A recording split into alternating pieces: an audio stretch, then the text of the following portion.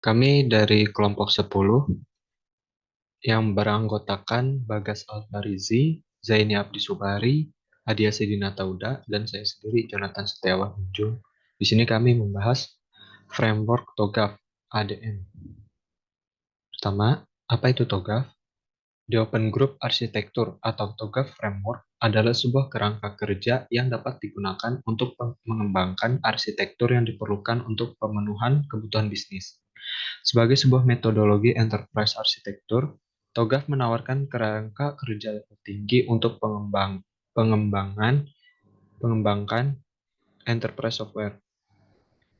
Elemen kunci dari TOGAF adalah Architecture Development Method atau ADM, yang memberikan gambaran spesifik untuk proses pengembangan arsitektur enterprise.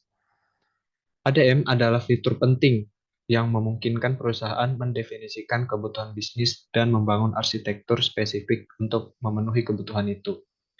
ADM terdiri dari tahapan-tahapan yang dibutuhkan dalam membangun arsitektur enterprise. Tahapan ADM diperlihatkan pada gambar di bawah ini. Berikut adalah tahapan-tahapan ADM-nya. Tahapan preliminary A, B, C, D, E, F, G, H. Yang pertama, preliminary phase.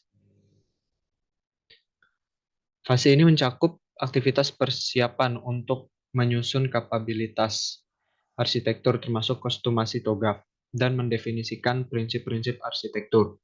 Tujuan fase ini adalah untuk meyakinkan setiap orang yang terlibat di dalamnya bahwa pendekatan ini untuk mensukseskan proses arsitektur. Pada fase ini harus mengspesifikasikan who, what, when, why, dan where dari arsitektur itu sendiri.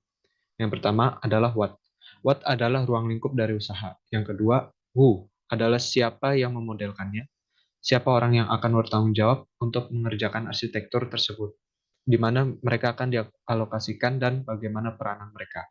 How adalah bagaimana mengembangkan arsitektur enterprise, menentukan framework dan metode apa yang akan digunakan untuk menangkap informasi. When adalah kapan tanggal penyelesaian arsitektur. Why, mengapa arsitektur ini dibangun. Hal ini berhubungan dengan tujuan organisasi, yaitu bagaimana arsitektur dapat memenuhi tujuan organisasi. Phase A, Architecture Vision. Fase ini merupakan fase inisiasi dari siklus pengembangan arsitektur yang mencakup pendefinisian ruang lingkup, identifikasi stakeholders, penyusunan visi arsitektur, dan pengajuan persetujuan untuk memulai pengembangan arsitektur.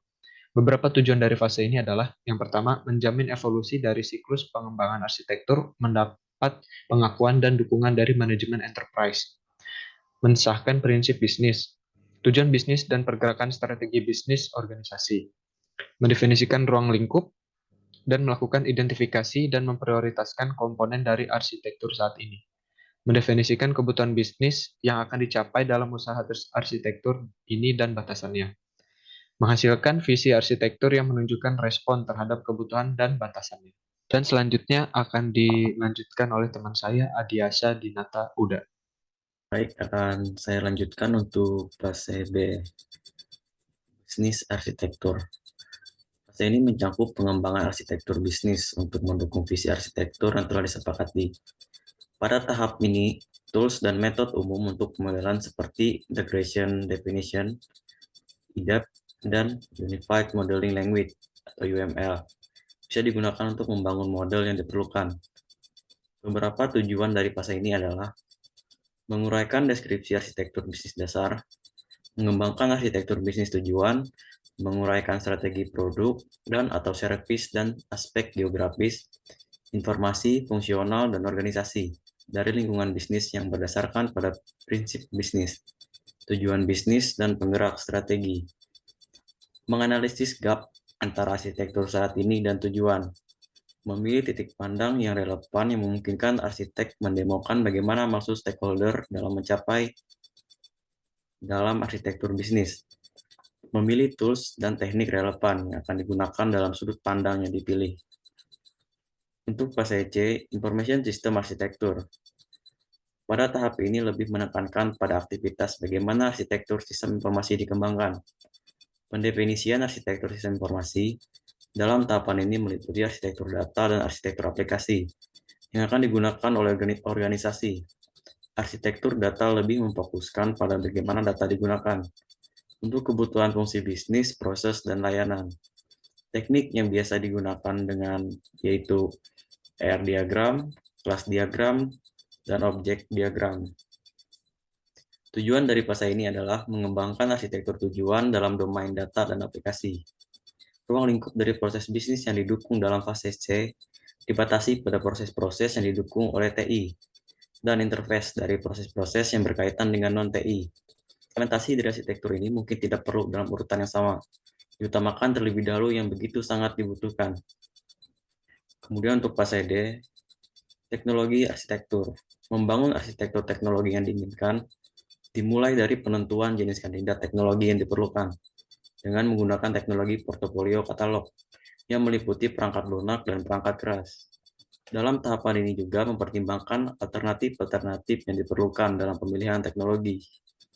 Beberapa langkah yang diperlukan untuk membuat arsitektur teknologi yaitu membuat deskripsi dasar dalam format TOGAF, mempertimbangkan referensi model arsitektur yang berbeda, sudut pandang, dan tools, membuat model arsitektur dari building block, memilih servis portofolio yang diperlukan untuk setiap building block, mengkonfirmasi bahwa tujuan bisnis tercapai, menentukan kriteria pemilihan spesifikasi, melengkapi definisi arsitektur, melakukan gap analisis antara arsitektur teknologi saat ini dengan arsitektur teknologi target. Baik, untuk pada C akan dilanjutkan oleh rekan saya, Bagas.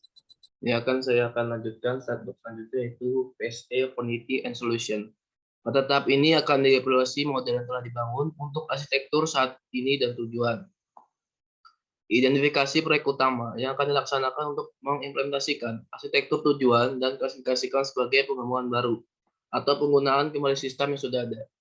Pada fase ini akan review gap analysis yang sudah dilaksanakan pada fase D.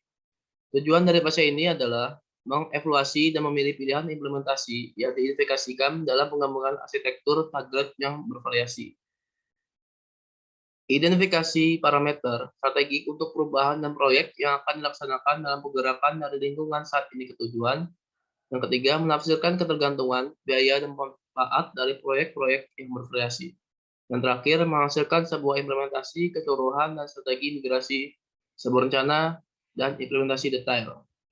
Kemudian, PSF, Migration and Planning, pada fase ini akan dilakukan analisis risiko dan biaya.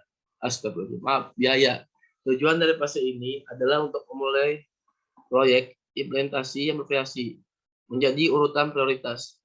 Aktivitas mencakup penafsiran, ketergantungan, biaya, manfaat dari proyek migrasi yang bervariasi.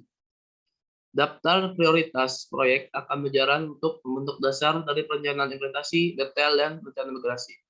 Kemudian, phase G, Implementation Governance. Fase ini mencakup pengawasan terhadap implementasi arsitektur. Tujuan dari fase ini adalah untuk merumuskan rekomendasi dari tiap proyek implementasi, kemudian membangun kontrak arsitektur untuk memerintah proses deployment dan implementasi secara keseluruhan. Kemudian melaksanakan fungsi pengawasan secara tepat selagi sistem sedang diimplementasikan dan dideploy. Dan terakhir, menjamin kecocokan dengan arsitektur yang didefinisikan oleh proyek implementasi dan PPN. Kemudian untuk slide selanjutnya akan dijelaskan teman saya. Baik, saya akan melanjutkan untuk penjelasan pada bagian phase H, Arsitektur Change Management. Fase ini mencakup penyusunan prosedur-prosedur untuk mengelola perubahan ke arsitektur yang baru. Pada fase ini akan diuraikan penggerak perubahan dan bagaimana memanajemen perubahan tersebut, dari pemeliharaan sederhana sampai perencanaan kembali arsitektur. ADM menguraikan strategi dan rekomendasi pada tahap ini. Tujuan dari fase ini adalah untuk menentukan atau menetapkan proses manajemen perubahan arsitektur untuk arsitektur enterprise yang baru dicapai dengan kelengkapan dari fase G. Proses ini akan secara khusus menyediakan monitoring berkelanjutan dari hal-hal seperti pengembangan teknologi baru dan perubahan dalam lingkungan bisnis dan menentukan apakah untuk menginisialisasi secara formal siklus evolusi arsitektur yang baru. Fase H juga menyediakan perubahan kepada framework dan pendirian disiplin pada fase preliminary. Requirements Management menguji proses pengelolaan arsitektur requirements panjang siklus ADM berlangsung. Nah, mungkin itu saja yang dapat kami jelaskan tentang framework TOGAF. Jika ada kesalahan kata, mohon dimaafkan. Sekian, kami ucapkan terima kasih.